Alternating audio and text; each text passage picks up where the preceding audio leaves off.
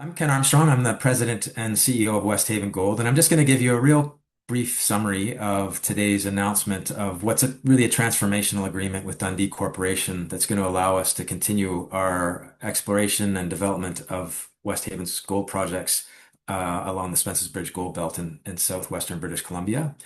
Going to be making some forward-looking statements as we do this, so just please keep that in mind. So what today's deal with Dundee is really going to allow us to do is it's going to give us a stable funding so that we can do two things. The one is to continue with the development track on the gold deposits on the Shovelnose gold property, and the other is to carry on with exploration on the entirety of the belt and to find additional ounces. Those are two important parts we think to advancing the overall property. The development case was really laid out in a preliminary economic assessment that Westhaven issued in March of 2025. That assessment was done on the three gold deposits that have been identified so far, so the South Zone, FMN, and Franz. It was done at a $2,400 US per ounce gold price and returned over a 450 million Canadian dollar after-tax net present value at a 6% discount rate. The internal rate of return was over 40%. Capital costs are under 200 million Canadian dollars to build the mine development, and the payback was just over 2 years. So a really compelling economics at that base case. And then here we are at the end of 2025, and the gold price is well over $4,000. That NPV is now well north of $1 billion. This is a buildable deposit, so we're going to be able to move along the track through pre-feasibility and feasibility on the investment that Dundee is making. And we're also going to be able, as I mentioned, to conduct further exploration near the mine on the Shovelnose property, but also on our properties further along the belt. We've developed a really good exploration model that we're going to be able to properly test going forward. And all of this is sort of wrapped around what we think is a strong technical group that we've developed over time, and then also with Dundee's team that we can work together and kind of realize on a shared vision that we think the Spences Bridge Belt can host multiple mines and a multi-generational mining camp that can be developed in this region of British Columbia. So just the sort of the Coles notes, I guess, on the deal. Dundee can earn a 60% interest by funding $85 million in expenditures on the project. That includes a $30 million firm commitment to be spent over 3 years. And that really hits two of the aspects that were really important to Westhaven if we're going to entertain an option and joint venture scenario like this.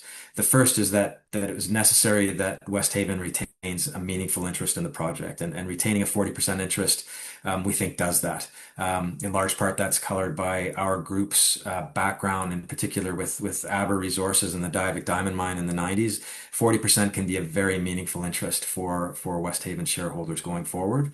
And the other part was that money gets spent, and that $30 million firm commitment will do that. That'll get us through pre-feasibility and well advanced, we think, on a feasibility study at Shovelnose. And it is drafted that it's over 3 years, but also important to note that we probably expect 2026 expenditures to be on the order of $20 million. We'll be doing infill resource drilling at the South Zone, also some geotechnical drilling there, and some targeted exploration drilling on the Shovelnose property as well. And then we'll be advancing with our enhanced baseline environmental studies and kickstarting our engineering studies towards pre-feasibility. All of this work can be done with the permits that we currently have in hand. Big part of the agreement with Dundee is that they have the financial flexibility and the ability to fund these expenditures. It is staged with interests earned based on the various thresholds of investment that are made. But that overall structure then is designed in a way for Dundee to be incentivized to work its way through those milestones. And it has that financial flexibility to be able to do that. And I think in addition, then I mentioned maintaining a meaningful interest was important for Westhaven, as well as seeing initial investment that's meaningful in that $30 million. I think the third really key part for us in entering this transaction is the teams and the complementary skill sets that both groups bring to the table. We've been building out the team at Westhaven over the last 12 to 18 months with people that have the skill sets and the background to move the project along that sort of permitting and development path. And Dundee has that and actually complements it in some really important ways.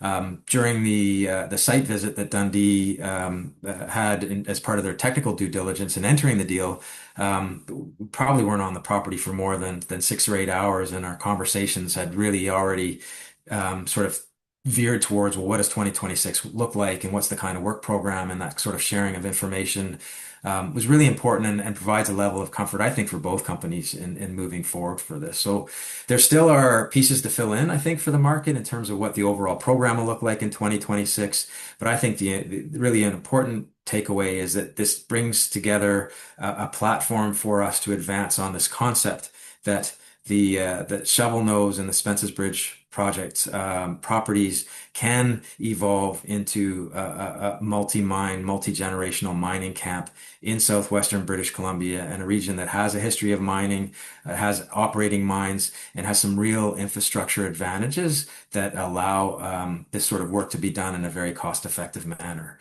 So look forward to sharing our plans as we move forward.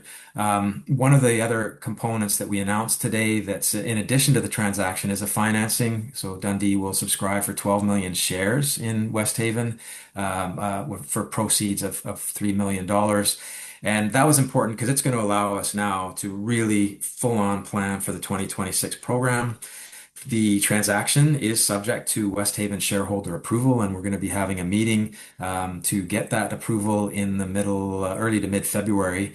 But this financing allows us the financial capacity to really move ahead with planning so that we don't have any gaps or delays or stallouts in the 2026 program, and we can sort of get on with that work. So stay tuned. There's lots of news to come just over around this transaction and our plans for 2026. We do still have also, the final 5 drill holes from 2025 that we will announce the results of once we get them from the lab.